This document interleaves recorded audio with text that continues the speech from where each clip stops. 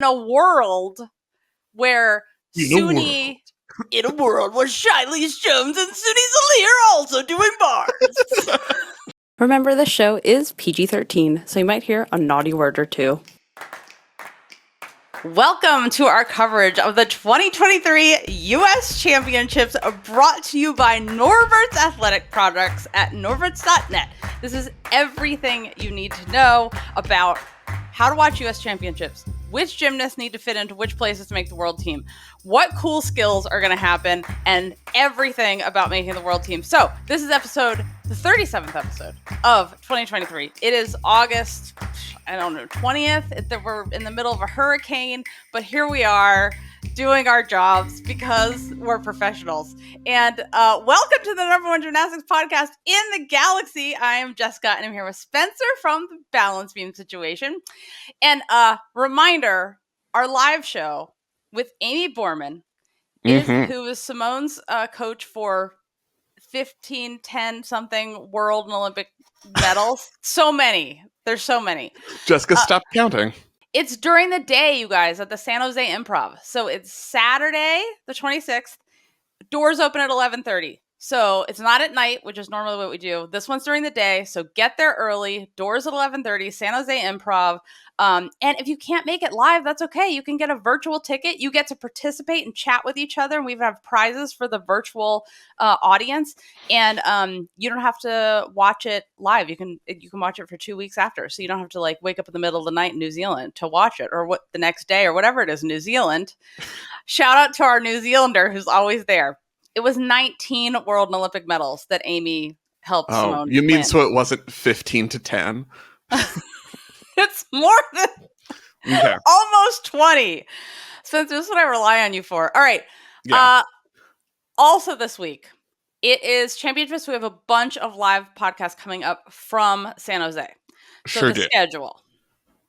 Today, we're doing a preview, which you are listening to, so you didn't need that information. Wednesday, podium training. We're going to do a podcast after senior women's podium training, where we're like, Chiles was there. These are the upgrades she's doing. Friday, after the women's senior day 1, we're going to do another podcast. Saturday is our live show. And then Sunday, after women's senior day 2, end of championships, we're going to do another one. And then we'll have our normal show the next week, where we do our normal talkings, where we've actually thought about it. And not just did you see her? No, I didn't see her. I was trying to watch everything else. Yes, the debrief day. Okay, Yes. So U.S. Championships. Mm-hmm. Let's talk about competition. Yes. So let us talk about the most fantastic thing that is happening with this, which is I just want to give a shout out to everybody that was like, oh no, if we change the culture, we won't win anything anymore. Everybody who thought that can suck it, and hopefully have nothing to do with USA Gymnastics anymore. It is a golden era for U.S. gymnasts. 58, because Chiles is back at this, world and Olympic medals on the women's roster, you guys. 58! So across 8 different gymnasts, at least 3 world and Olympic medalists, potentially more, will be left off this year's world team. That's how deep this U.S. field is. It's so deep. 2 Olympic all-around champions at the same competition from the same country. Yes. Are they good? They're almost really good at gymnastics. Oh, whoa. Weird.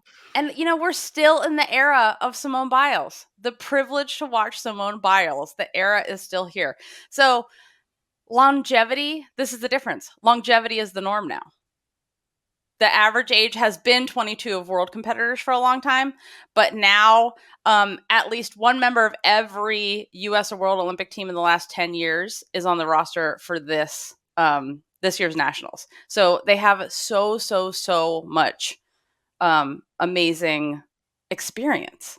And yeah, I'm just I'm super excited about that because how much, I've been pushing everybody to start adult gymnastics for a long time. And here we have all the elites continuing. So the thing about the longevity, though, is we still need a little trickle down from the pandemic. Agree? Yeah. Yeah, I think we see those who have had prior success, medal success. I shouldn't say success. Lots of different types of success. Those Exactly. who've had prior medals are the ones who are continuing, and we see competing elite in their 20s. The average age in this competition of the senior women who aren't world and Olympic medalists is 16.2. So it's just very slightly over the cutoff. So you see that still that differentiation where you have those who had success earlier with medals are continuing.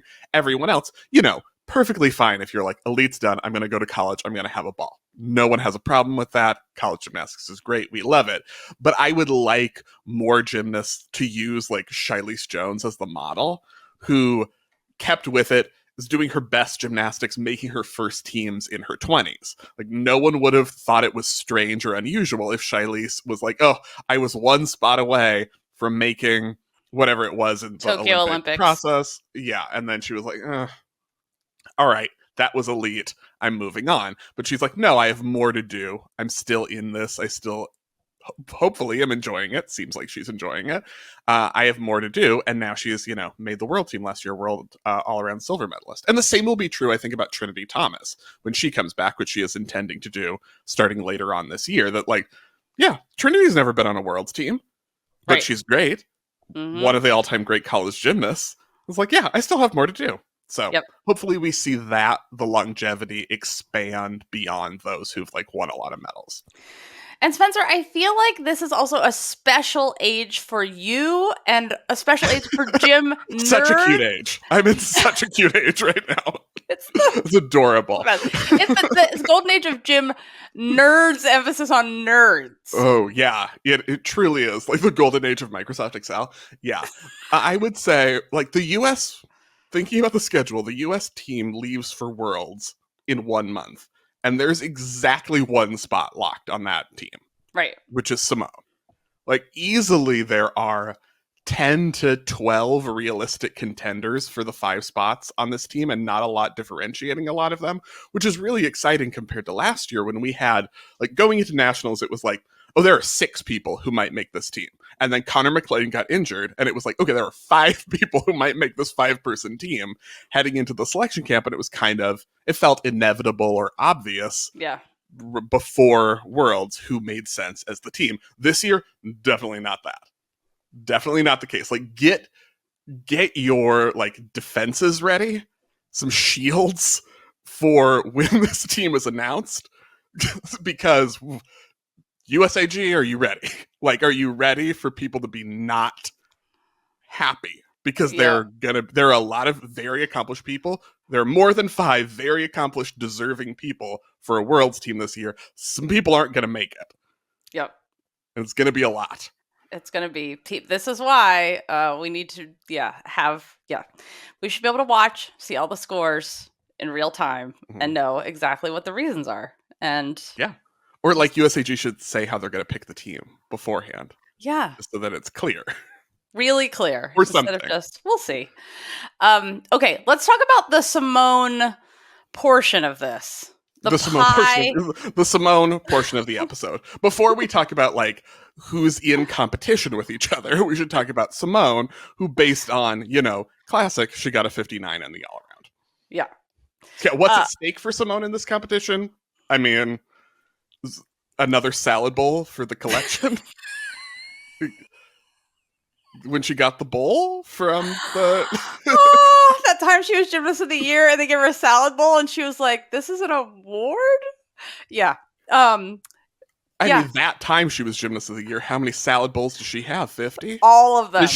Does she have a room in the house large enough just for salad bowls? Because she needs like a salad bowl conservatory.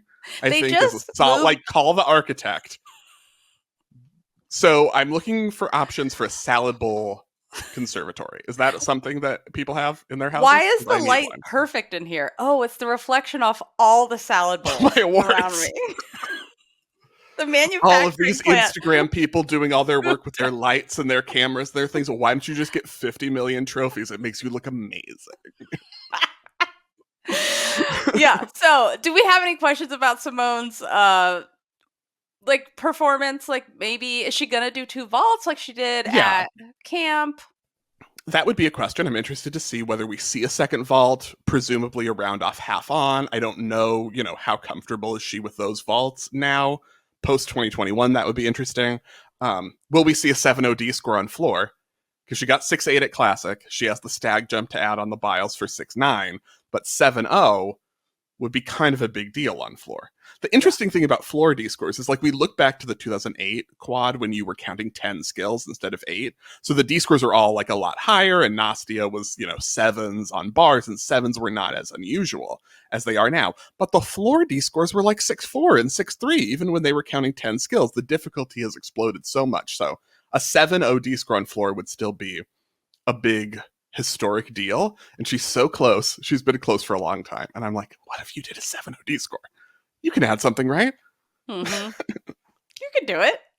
You could probably get there. Also, I'm just interested to see like whether the adrenaline of like the first meet back will continue for like the second meet back, because we saw that in classic podium training where she was, way overdoing the Yurchenko double pike vault, running back out of it, sitting it down. And Jessica was like, no.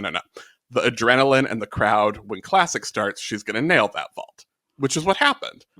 Are we going to see, like, is the adrenaline the same the second time you're doing it? And like, what is the consistency with that vault? Oh my God. Talk about adrenaline. Spencer's knocking stuff over. I'm going to blame the storm. There's so much adrenaline. I gestured 1 inch too far and knocked over a water bottle. So much adrenaline. I feel like my interpretation of that is Simone was had the adrenaline in podium training and was making the correct overcorrection. You don't want to try to land that perfectly because your body has to last. So harnessed. I don't have to worry. I'm not worried about that. I also want to give an update. I know we're talking about U.S. championships, just internationally. Basically, her only real competition internationally is reigning world all-around champion from Brazil, Rebecca Andrade. She competed at Brazilian Championships. She didn't do all-around, but she did her beautiful full twisting or double twisting Yurchenko, and for a 14.467, which is, as you know, the score. You need to be mid-14s if you want to make any final. And bars, she got a 15.2. That's how you say it. Score. Did you see it? Yeah, on bars. You guys, it wasn't vaults. It was bars. She got that on. I'm not saying that's going to continue at Worlds because I don't think anyone's going to get a 9.0 execution score on bars at Worlds. But I'm also like watching that routine. I'm like, yeah. That's if you're going to give up 9, that's it. Yeah. Also, and I should say we are recording this after day 1, before day 2. So if you're listening to this and something dramatic happened on day 2, that hasn't happened yet to us. Also, when you say 15, you have to say 15 like that. That's that like something I'm going to do. Though. No? All right. Well. All right. Make up your own way to say it, but please. The emphasis needs...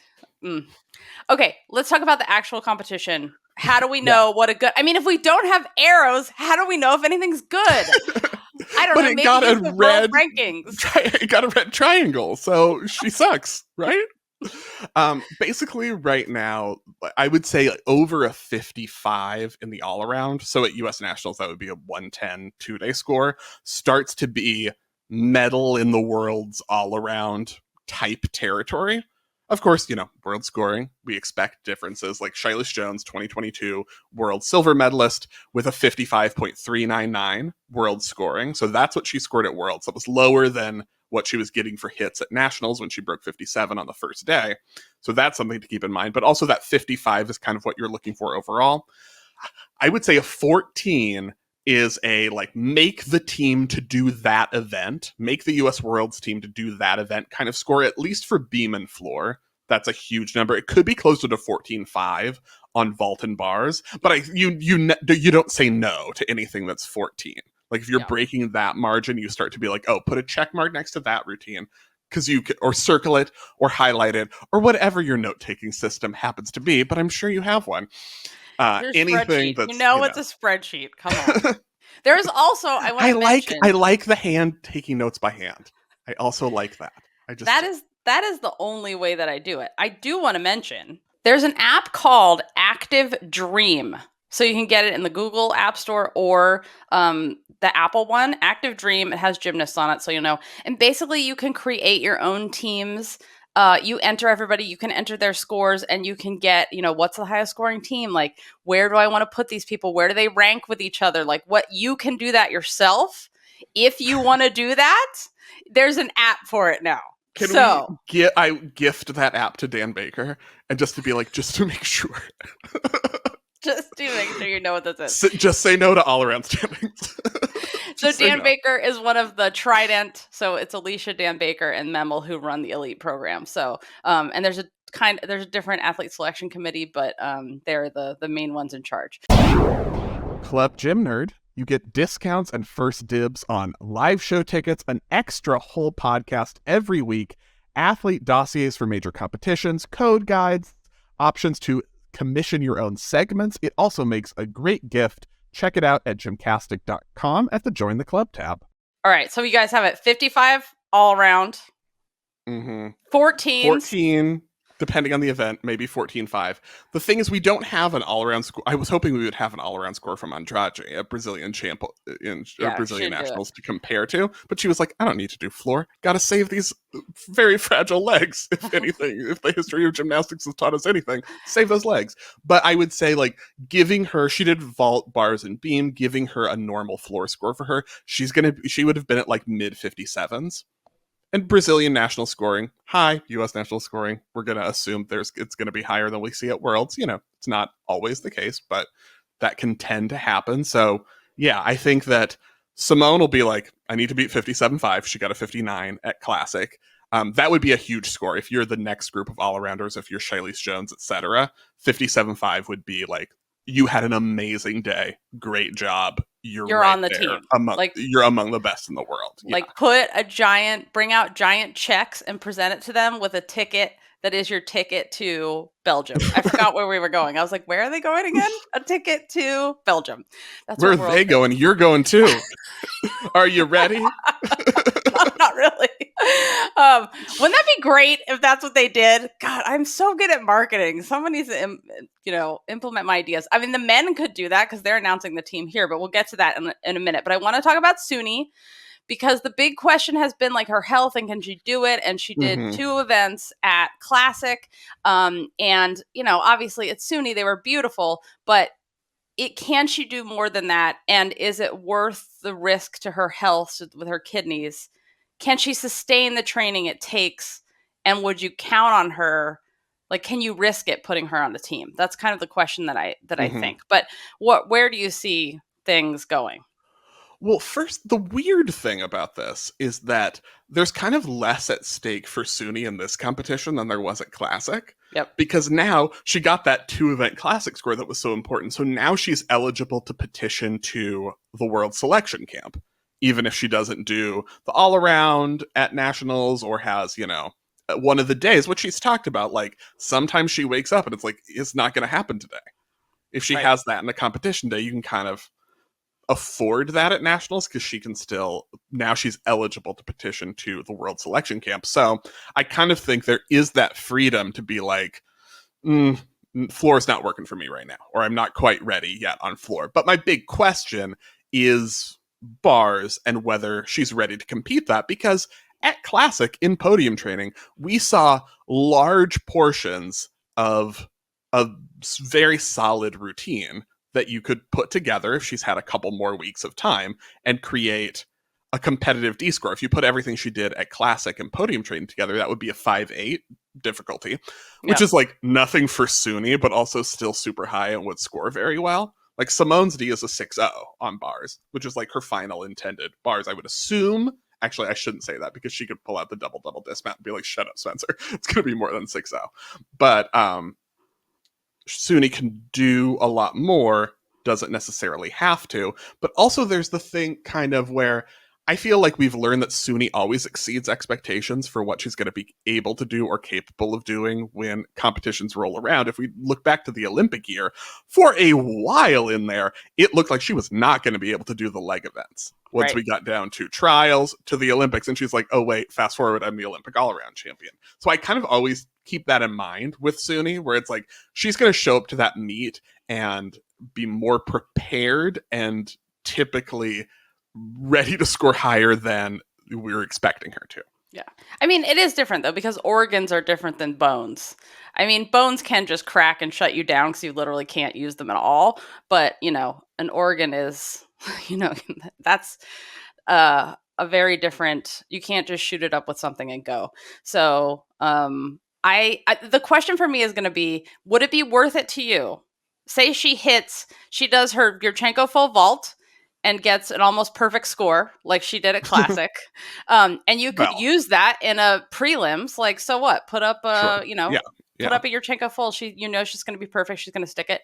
You could use her on beam, but you don't know if she can do all around. And you don't know how she's going to wake up that day and feel and how she's doing. Would you take her as an alternate at that point? Or would you put her on the team and make sure you have a really good backup alternate who can do all around and you can put up on everything just in case? It depends for me what we see on bars at nationals and going forward to the selection camp. If she if she has the scores recorded in competition to make up the highest scoring team, then she's earned her spot on the team just like anyone else. And your perceptions of how she's going to feel when she wakes up shouldn't be taken into account in determining whether she's on the team or not, because she showed up when it mattered, which is what you expect of everyone. And you have to hold her to the same standard as you hold everyone else, even someone who maybe is dealing with something that they didn't want to disclose because they're worried it might affect their selection, which happens all the time, and we know. So I don't think you can take that into account if she performs and earns the spot in the process. My feeling is, like, when we talk about nationals, if Suni is doing like 6-0 or more difficulty, scoring a 14-5 on bars, like I said earlier, there was one lock. If Suni's doing that with the beam we saw at Classic, as far as I'm concerned, there are 2 locks. I really don't. Floor is so secondary. I'm interested to see it. If she's bringing back floor, I'd love to see it. And see where she might be. Same with the Yurchenko double full on vault, but those are very secondary for me. If she's able to do bars with the beam that we already saw, done for me. What's different about the olden days, I feel like, when you're going back to her kidneys, the olden days, there are gyms that would not let medical or know anything about their gymnasts. So there are gymnasts that had a broken bone the entire time and no one knew until they were done competing, right? At Olympic Games. But now, and I followed up with USA Gymnastics about this, you have to participate. If there's an issue, you have to disclose, participate. You have to be cleared by medical. What do you mean by participate? So this is the National Medical Staff Guidelines, and this policy covers all events, competitions, and camps that national medical staff provide healthcare services. So the process, it says, stakeholders cannot refuse to participate in the return to gymnastics decision-making process, and that includes pre-existing or chronic injuries that has resulted in training alterations, which we know has happened for Suni. The other part of this, though, is like, after everything that's happened, do you really think there's anyone in the USAG medical staff who's going to make someone participate in the disclosure? Like, force them to? I mean, I just don't see that happening. Like, clearly this says that they can stop someone from doing gymnastics, but are they actually going to do that? I really, really, really doubt that would happen. I mean, they might advise, they might say their opinion, but force someone to disclose things when they don't want to. I mean, hopefully there's a better relationship with everyone now. It seems like there is, especially with Suni and Dr. Faustin, but, saying absolutely not, you can't compete, I just don't see it happening. So to me, that means if we have a question, you have to disclose to us and show us that you can do it. I was mostly just asking because the language of participate sounds like you mean participate in the medical disclosure process, not participate in the meet. Yes, you have to participate in the disclosure process. Exactly. You can't say, you have to put me on the team and you can't examine my wrist. Goodbye. That's what you can't do. Like the olden days. I see. Yeah. Or your coaches can't do that. So I think that it might be what it comes down to. Because it's not like the Marta days where they announce the team, but she's like, no one's actually on the team. You have to prove it the day of. Now there's a little more assurance. Well, the selection camp is going right into when they leave for Worlds. Yeah, but they felt like that when they were actually there doing like podium training. They were still like, true. I'm not really on the team. Well, yeah. Which, I mean, I like that as a timing, actually, even though I'm sure it's stressful. I think it's when you want to name the team is who's performing right this second. This second, not 6 months ago. Yeah. Like we just saw with Japan. Okay, Shilese. 2023 debut. She is the reigning silver all-around world medalist. Reigning, you guys. Which is that's a term I love for a queen. So, what's it take for her? She didn't compete at Classic. Yeah, so I think there's a little bit more just in terms of like reasserting her position on the team because we haven't seen any routines from her this year. Like I would say Shilese is on most prospective teams because of the possibility she provides as both a huge bars scoring gymnast and also as a high scoring vault and floor gymnast. And then we'll see how beam is progressing, but she fills a lot of roles on a potential team. The thing is, that's all based on routines from 10 months ago or training videos, which are great, but not the same thing as a competition routine. So the big question, I think, for Shilese is where is she right now? And are those scores right now putting her in the position that I would think she has a great shot at on the US Worlds team this year? What are your questions about Shilese or what you're looking forward to seeing? Because I know you wouldn't dare have a question about a queen such as Shilese. How dare one question the royal staff? I mean, I think as long as she shows up and she does what she's capable of and hits, I for some people it's really hard to not compete all year and then go and hit at championships, but I feel like Shilese has shown that she can do this. And I also am like, bars is her thing. She's amazing on bars. She won was she the silver? What did she win on bars? Was she she the world silver medalist? My God, she has so many medals. See the medals, you guys can't keep up with them all. So is she going to do any upgrades? So she's shown like in practice what she's doing. Her Stalder Nabieva, her beam dismount. She's been showing a full in.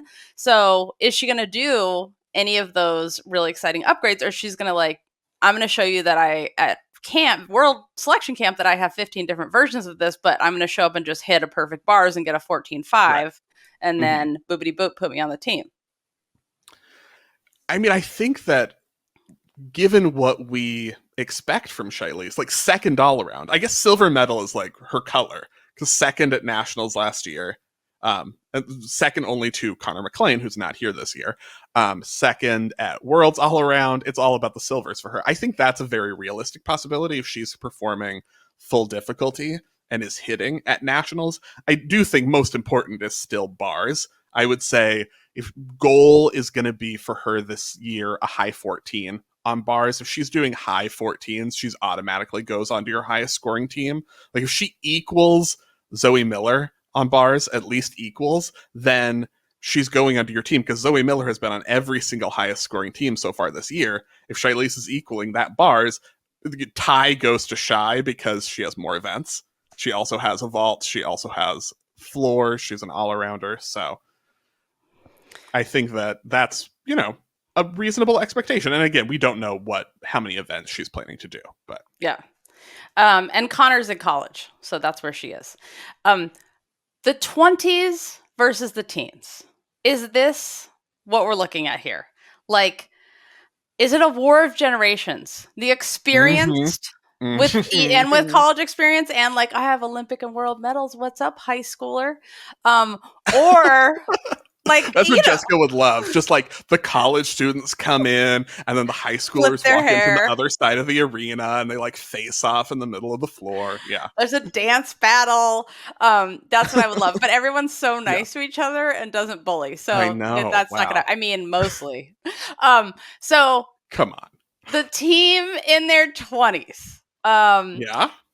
It's very realistic. Like, this is the team I see. I think there might be one teenager that makes the team out of this. That's what I kind of think is going to happen.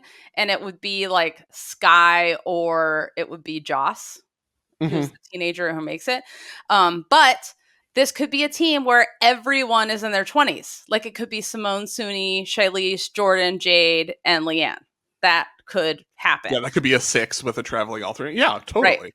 The last time that happened for the US was the 1952 Olympics. Because, we think of it's never happened at Worlds, you guys. Because, we think about, like, oh, there's all these years where there was grown-ass women on, like, Dawes and Shannon Miller and all of them that made teams, Amy Chow. But then you have, like, a little upstart, like, Mochiano ruining the age gap. That's it.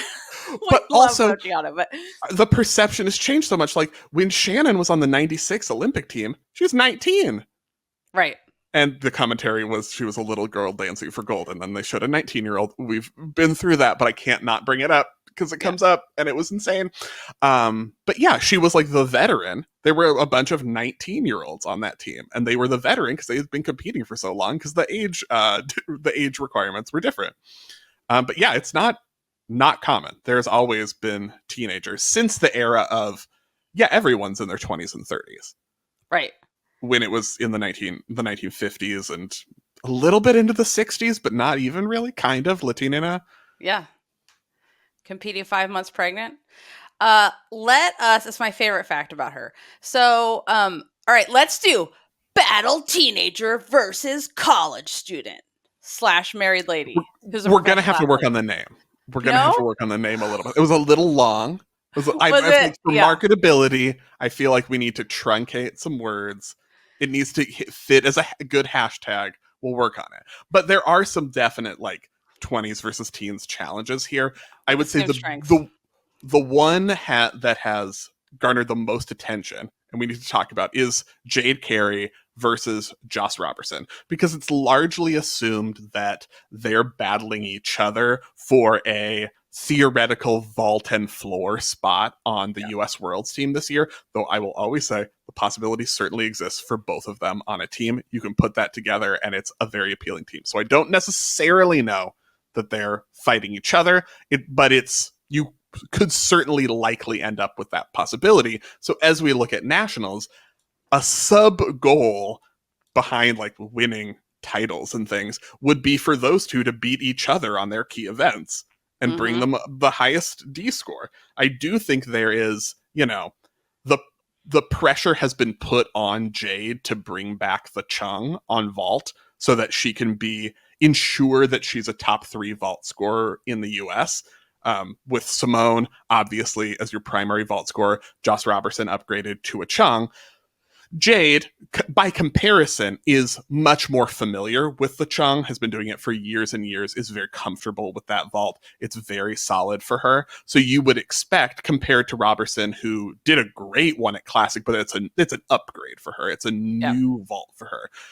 You would expect Jade to be the higher scorer there because of her comfort level with that vault. And that's a potential area where she can be like, all right, enough of these children, enough of this teenage high schooler business. I'm on this team. This is my spot. This is what I do. I've been doing it for like 7 years on this team. This is what I'm doing. We could see that if she brings back the Chung, we'll see what the D score on floor is, because last year she was doing a 6-1 and then Roberson showed up to Classic with a 6-4. Do you believe in it's what you showed me lately, or do you believe a veteran always deserves the benefit of the doubt because they've hit and are dependable in the past? Like Jade Carey, when's the last time she fell in a competition? We exclude the trip. And we're not including the trip. Right. The trip Tokyo, that we've memory hold that no one should mention. Yeah. Yes. It's been a long time, notwithstanding. the trip. But she That is was the extremely Olympic consistent, vault but final where she was basically guaranteed to win. She just had to show up. I mean, Andrade, but yeah, and then she tripped on her run and her steps were off and she lived, which is the important thing. But I mean, if she was going to have it happen, that was the worst time, but at least she got it out of her system, and now for us, it means like we definitely get to see her go for another Olympics. Because what hasn't she said, like, the second I tripped, I was like, oh, I'm coming back. Yeah, she told her dad. I don't want to put words in her mouth, but I think she said something. That's what she said. She said she told her dad that immediately. Like on the podium. We are coming back. We're doing this again. So, but I wouldn't take that into account because, I'm going to put the scores into Excel and then the highest scoring team is the one I'm going to say. You're an idiot if you didn't pick this. I think the interesting thing for me and potential X factor here is beam, because Roberson got a 14.3 on beam at Classic, and Jade's career high is 14.05 on beam, which was in 2017. Her first time as an elite, when she just showed up to elite and was like, actually, you're going to put me on the world's team because look at what I'm doing here. Bars is stupid. I'm not even doing that this year, but look at all my scores in the other events. That is her career high, and it was 6 years ago, and it was lower than what Roberson scored at Classic. So potentially that's an extra event for Roberson to make her argument. The counterpoint for Jade Carey is that if all around matters, as it has in recent team selections, her bars is much strong. Jade's bars is much stronger and more consistent, and she's probably going to get a higher score there. And if Roberson has a routine like a Classic, it could be a much higher score, and that could shift things in an all-around direction toward Jade. So that comparison is just, I'm all about that comparison at nationals. Yeah, it's really interesting because, and also, Jade has an advantage on bars when it comes to all around compared to Joss. Like, you're not going to put her up in a final, even though Joss's bars have gotten so much better. So yeah, it's going to be interesting, but it might not be a comparison. Like you said, it might not be between them. You don't know what's going to happen. They might both make the team and then someone else. Okay, so let's talk about because you get so much from vault. That's very realistic. Like, if their chungs are going like 14.7 and you're compared to Yurchenko double fulls going 14.2, like, both of them on a team gain so many more tenths than like a beam that's a little bit higher, but you wobble on it sometimes. Right. And so, before this last Olympics, vault was much more realistically a guaranteed score than beam. Beam was the risky one. But a lot of things happen on vault in Tokyo. Next, prodigies versus veterans. Ooh, I like it. I like it. It's starting to roll off the tongue a little better. We're workshopping it. The process is working. We have to talk about Sky Blakely's potential as an all-around force on the World Championships team this year, because we have not seen a floor from her yet this year. So that is definitely part of the consideration. But based on her scores from Classic, from the July camp, Sky Blakely would be on pace for a score definitely over a 56 in the all-around. We talked about 55 being that, starting to get into a medal potential territory. She would be on pace for over 56 with even like a medium normal floor score, like nothing crazy, nothing 14s like the top floor people are doing. Just a normal for her would get her over 56, which would be a huge deal, because if she is getting 56, that would be very difficult to keep her off a team, and it would put her sort of in that role that Jordan Chiles fulfilled on the Olympic team and through the 2021 process, where it was like Simone is Simone. Suni was getting second in the all-around at the domestic competitions, and then Jordan Chiles, who a lot of us did not have on our teams heading into like nationals and trials. I always had her on team. Since she was 12, I've had her on all my teams. Go ahead. Yeah, who didn't you have on team? Your team was like 9 people big. Then she showed up and was like, oh, I'm hitting all my routines and I'm third in the all-around and you're taking me to the Olympics. And that makes sense. So the way Sky Blakely is scoring on the events that she has shown, that's the role she's trending toward fulfilling on this team. She's been 14. Like, every routine is a 14 on every event she's doing. And that would be very difficult to deny. And that's, while Sky was on the Worlds team last year, she was on that team in a very different role, where she was here for beam first and foremost, and then other events as needed. You can do a vault because you have a good double full. You can do a bars and it's going to score well. But she was there for beam, and this year we could see the evolution that she's there for. We might need you anywhere. We might need you on all the events, depending on what happens. Which brings us to a very interesting situation for Jordan Chiles, because then what would that mean for Jordan Chiles? Right. And this is where I give my next intro, which is incredible human beings versus other incredible human beings. Well, that's not a very fun. We're trying to create some drama. Some drama here. That was my anti. Like, no, I love everybody, and just let's give everybody anti-Nasty and Sean answer. Yeah. Wonderful, deserving human beings. Okay, so Jordan Chiles. So we know she's proved herself to be super consistent. Made the floor all-around final. Made the Olympic team. Came in clutch during the Olympics when Simone had to step out. But I think, is she going to face a challenge as an all-arounder? That's the thing. If Sky beats her in all-around, is she still the person? Is it between them? What if she changes from a double pike to a full in dismount, which I don't think she's going to do on beam? If we didn't see her at full strength at Classic, which no one should be at full strength at Classic, and if Worlds is your end goal, for some people is great, and that was their first Classic, and that's all. But what do you think she needs to show? I think she needs to bring her World's floor silver medal and be like, I did this, right? Like, she should wear it and take it off right before she competes. With a lot of other strong floor workers, and I was on a team with Jade, I was on the team with Chiles, and I was the one who got the highest score in the floor final and was second, and a kind of controversial second, whether she should have been the gold medal winner in that floor final. There's an argument there. Yeah. So I think it's important that I do think it is important that she perform like the world floor silver medalist that she is, to reaffirm that she is not just an option with a Yurchenko double full, which is very good. It's very high. You're like, oh, she's going to be, she's going to get 9.3, 9.4 execution score for that Yurchenko double full, because she gives away it's just the landing, basically, how much control is on the landing. But she needs to show, I'm not just scoring similarly on floor to Shilese Jones, Jade Carey, Joss Roberson, Kaliya Lincoln, who also got a 14 at Classic, and I'm sure Jess is going to talk about 90 more times before, because we haven't mentioned Kaliya Lincoln, and it's stressful. I can see Kaliya Lincoln factor grabbing armchairs. Just we haven't talked about Kaliya Lincoln. It's not just that it's a similar score. I think that's important. It's that it's a stronger score than other options for those events, to be like, no, remember why I've been on teams before. It's because of these events. And it would be huge if top 3 all around would be like she did in 2021, like she did in 2022, bronze medal all around. That would be a huge deal for her. Yeah. And she can definitely do it. She can bring it all. So and oh my God, please wear your medal right before your floor routine and then take it off. And then they'll make a rule that you can't do it. But oh my God.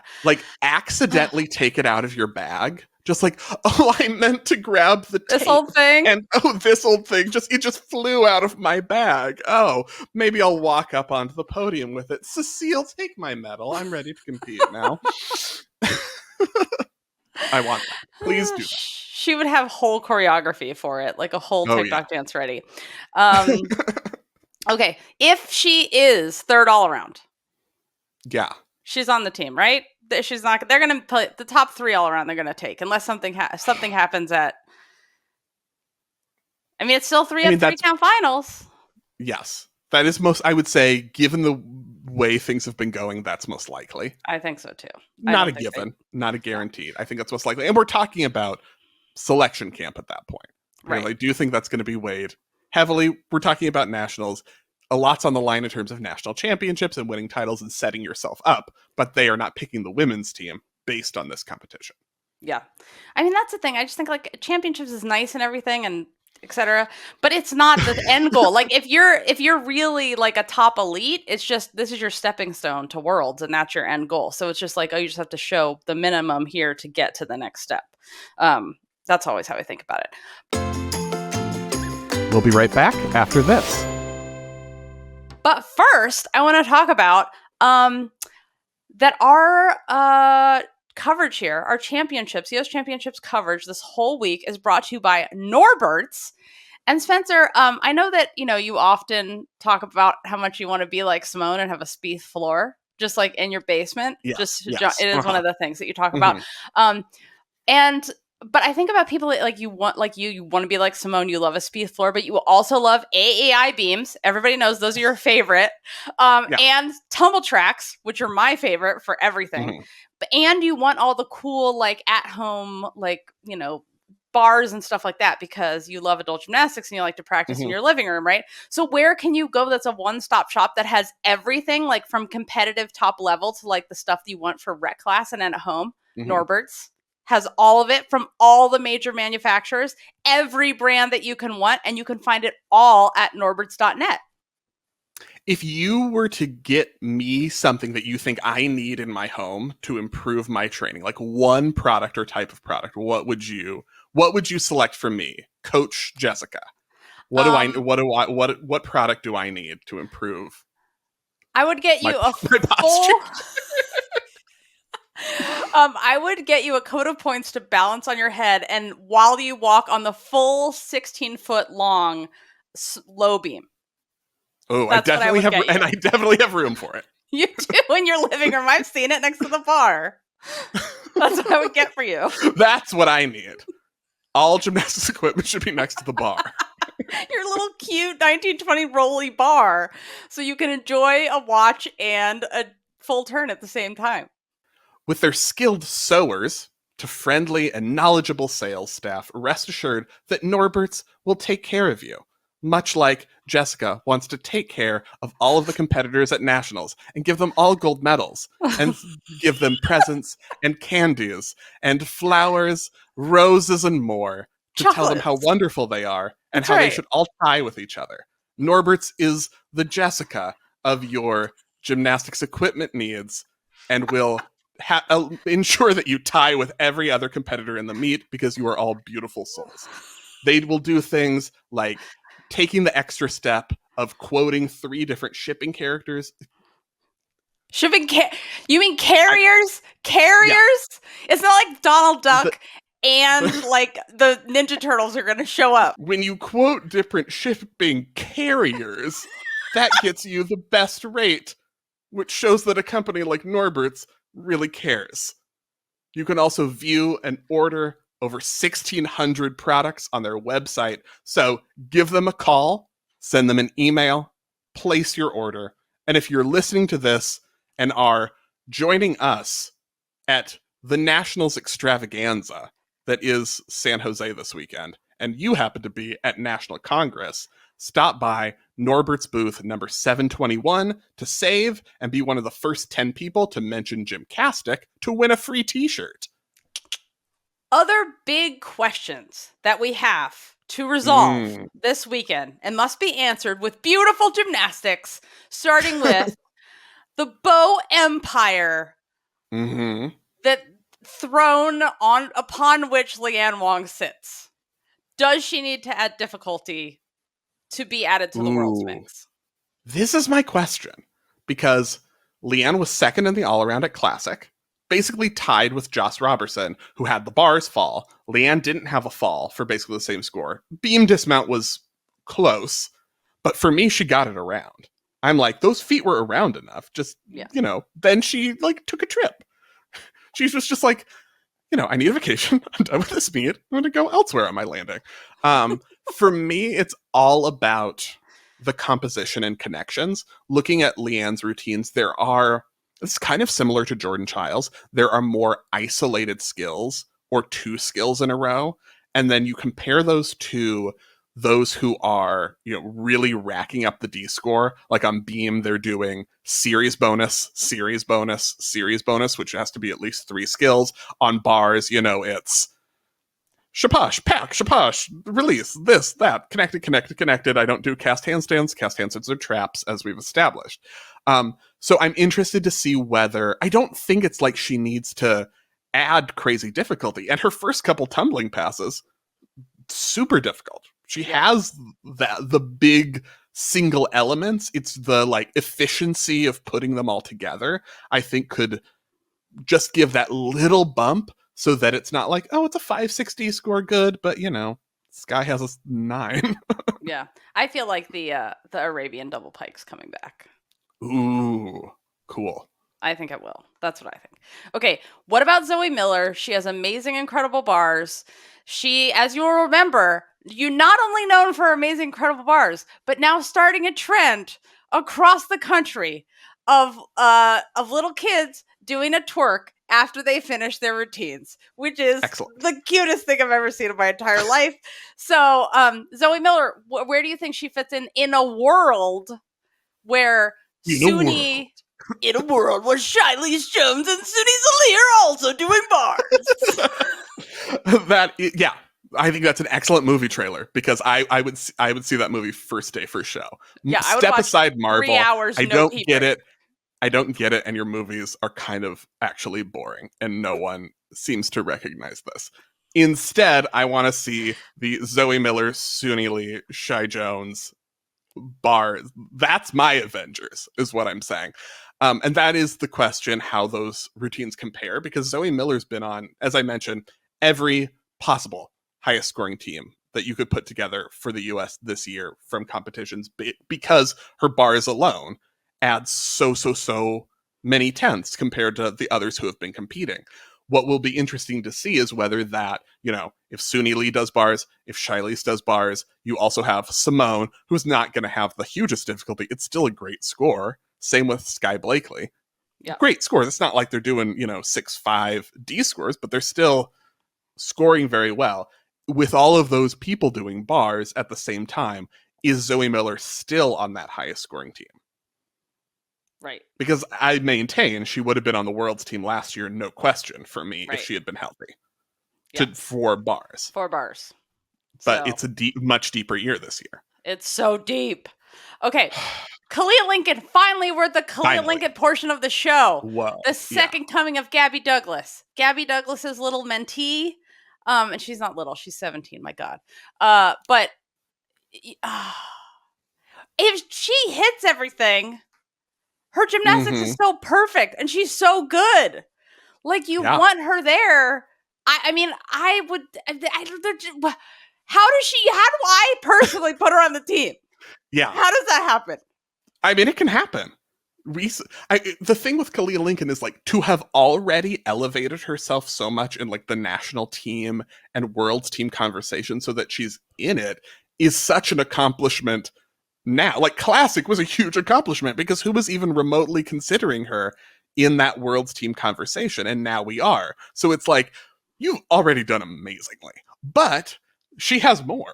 She didn't do bars. And she has a new skill on floor, remember? She told us she's going to debut a new floor. It's going to be secret. So podium training, we're going to tell you all about it when we do our live right after podium training. It's about an hour after podium training. But also, we had a lot of questions about her having come back from OCD, which is osteochondritis dissecans, not OCD, the other OCD.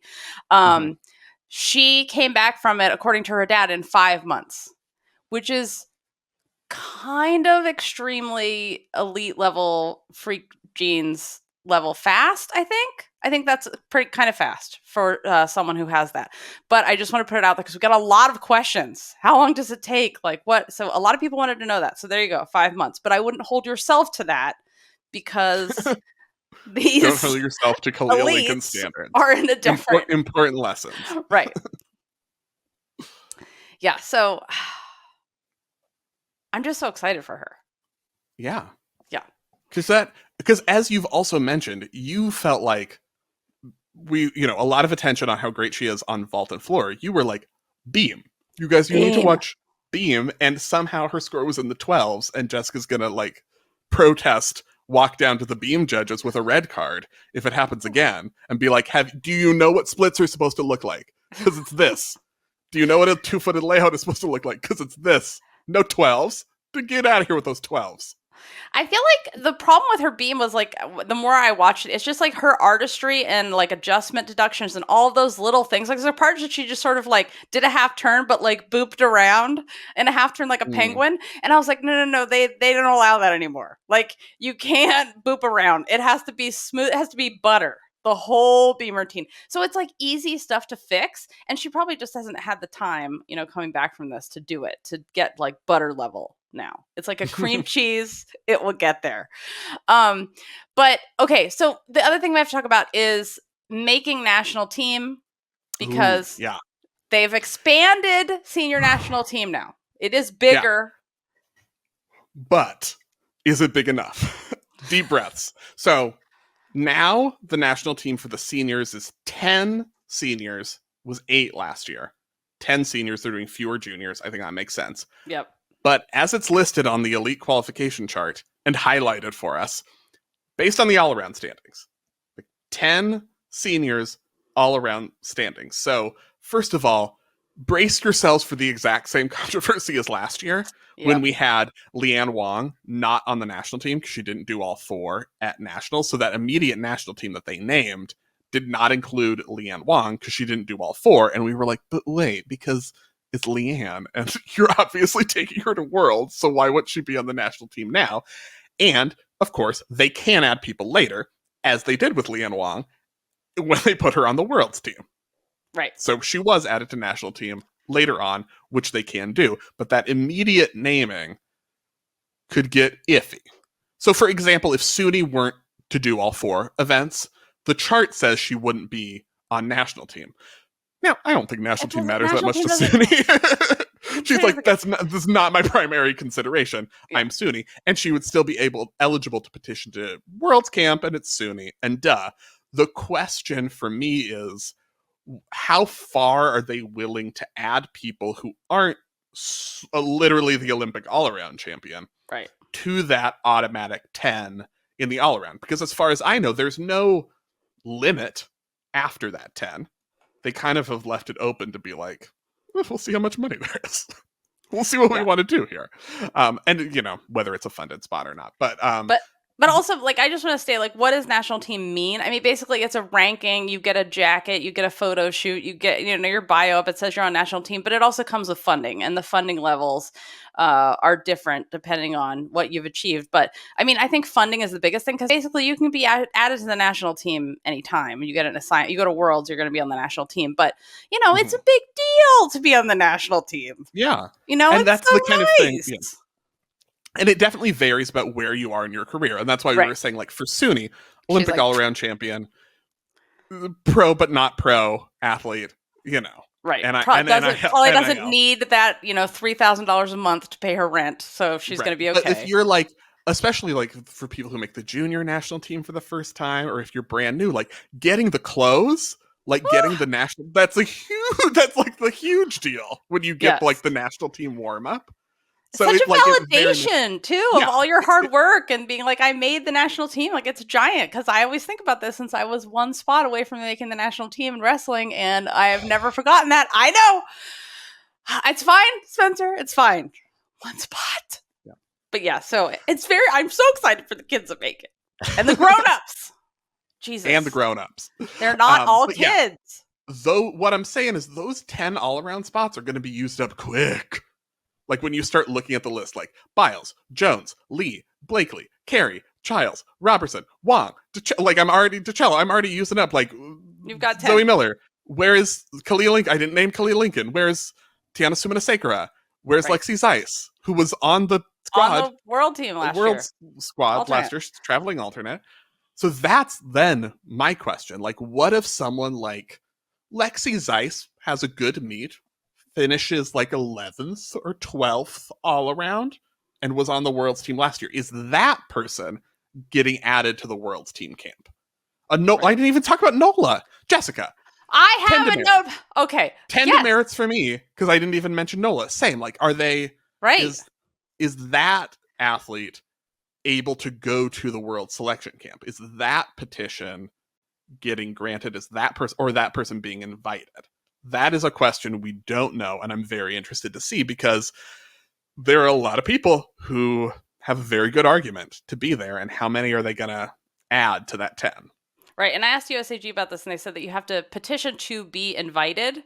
So basically, everyone should just petition so that you can get an invite. I think that's kind of dumb. They should just be able to invite whoever they want, but because you want the best team. If you don't want to bother with the whole joining Club Gym Nerd thing, you can just give us money. Check out the no strings attached donate button at the bottom of the Join the Club page at gymcastic.com/club. I do want to add some people that I just want everybody to know about and watch because of beauty. And who cares about worlds and medals and anything else because gymnastics? Beauty, Spencer. Okay, tell me about it. Levi Young Rivar, especially her bars. My God, her toe point will just stab you in the heart and lift you right up to the ceiling like a balloon.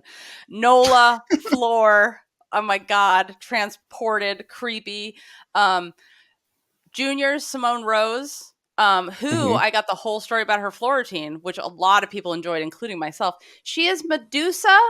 She has been awoken from a cave, which in my mind is underwater. But sure. Yeah. Go for it. And live your life. She's awoken because she has to battle some nonsense people. So she has to she looks at some people, and that's Medusa eyes. And she's like, I am turning you to stone. And then she's like, finally, that I'm taking care of you all, I'm going back to my underground lair, my cave. But just so you know, snakes can turn you to stone at any time. That's the end of the routine, which, I love. This has become my favorite routine now.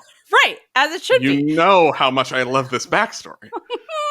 Also, she has a Maloney Hindorf that she does on bars, so check out that. And then her teammate, Jayla Hang, who I'm obsessed with, she's still coming back from injury, so she's not 100%, but also for beauty's purposes, be sure to watch them. And many others. So those are my do not miss them, for crying out loud. Some things to know about the men who are also here and competing. They are picking the world's team based on nationals. They don't have a selection camp. They're like, this is it, which is why they should walk them all out with giant plane tickets to Belgium. This is you get a sponsor, whoever their ticket people are, or like the trains of. I would love it to be the Virgin train service, in Europe. But anyway, so they get their plane ticket to Antwerp, which is from the U.S. Actually, 6 different plane tickets and connections and trains. Be like, here's your travel itinerary. Thump. That's welcome to world. It's like a CVS receipt. They just roll it out like a scroll. Yeah. Okay. There's everything you have to do to get to world. Spencer, are they picking this team based on feelings, like about who can do the best and who you love the most, or are they using spreadsheets? Remind me again. This is why I can never be mad at the U.S. men's program. Even though, as Kensley throws selection procedures up in the air in disgust and turns them to smoke, because she's like, I sure can. I can never be too angry because they kind of do a Spencer system to select this team. This year, gotten rid of automatic all-around qualifiers. You could win the all-around and not make the team, which, it's not controversial at all, Australia.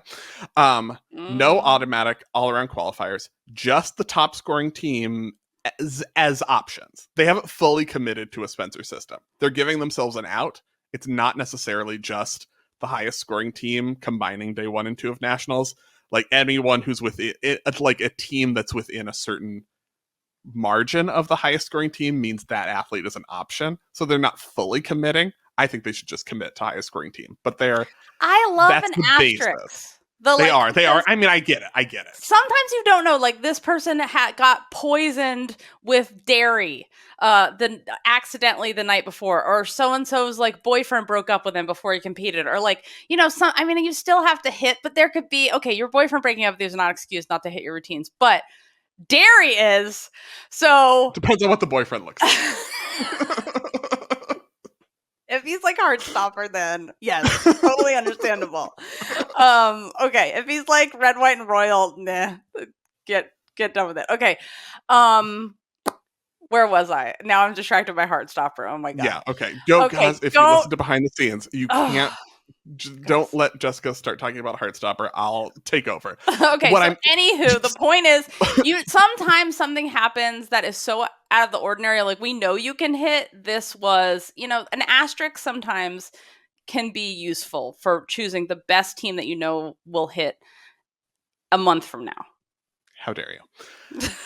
What I'm interested to watch in this competition is kind of the Brody Malone injury vacuum and how the team is reacting to that. So Brody Malone, very scary injury on high bar earlier this year, very gruesome. He is coming back from that.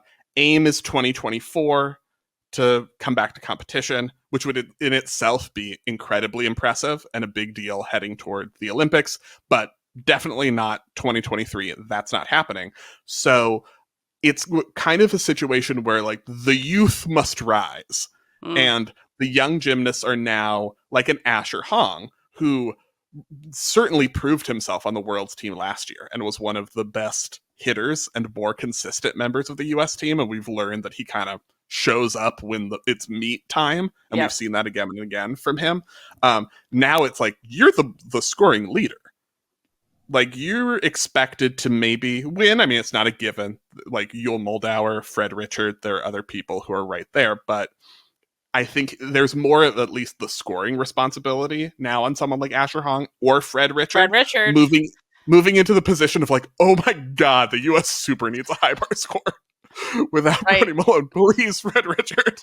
And now Fred Richard has a big international meet, the University Games, which he had to come up with a way to pay for himself.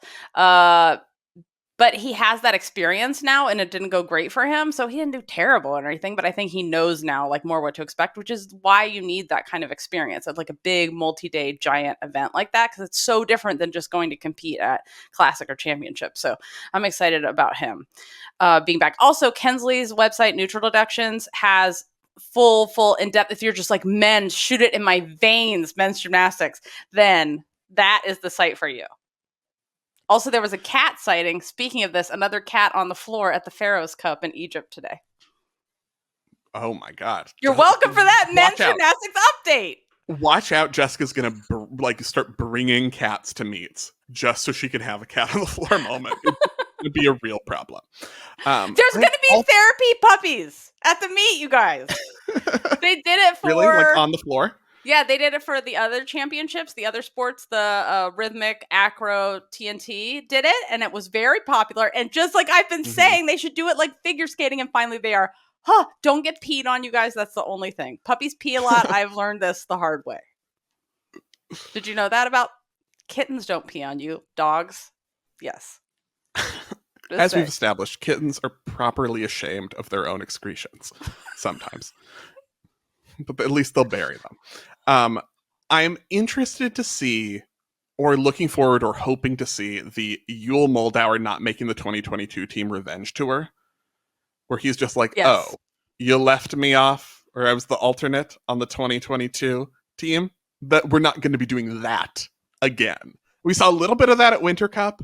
I'm hoping that we get the we're not letting that one happen again kind of Yule competition. That would be very fun.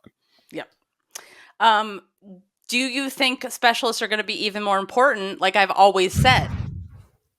Always. This is like the age of the specialists, Jessica. Your dream. Right. Yes. Because if you're going to the men's competition at nationals, I feel like the big highlight is going to be, the highlight routines are going to be those one event specialists, one or two, a huge event where you're looking at the Steven Nedorosik pommel horse. You're looking at Curran Phillips or Blake Sun on P-bar. Curran Phillips also, I think high bar is an important routine for him because he can score very well there. And then it's like, oh, you have your P-bars and you have a high bar. So yeah.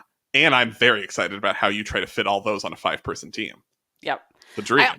I also, speaking of specialists, Paul Judah, he has the Simone-esque beautiful Yurchenko double pike that he did so well at Classic. Ian Gunther has his counter Kim on high bar, so look for that. It's so cool. It's named after someone else in men's, but you all know it as a counter Kim.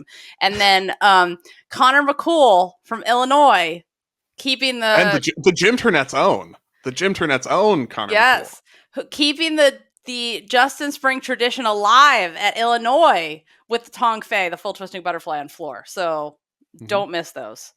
Also, Classic Evan floor champion.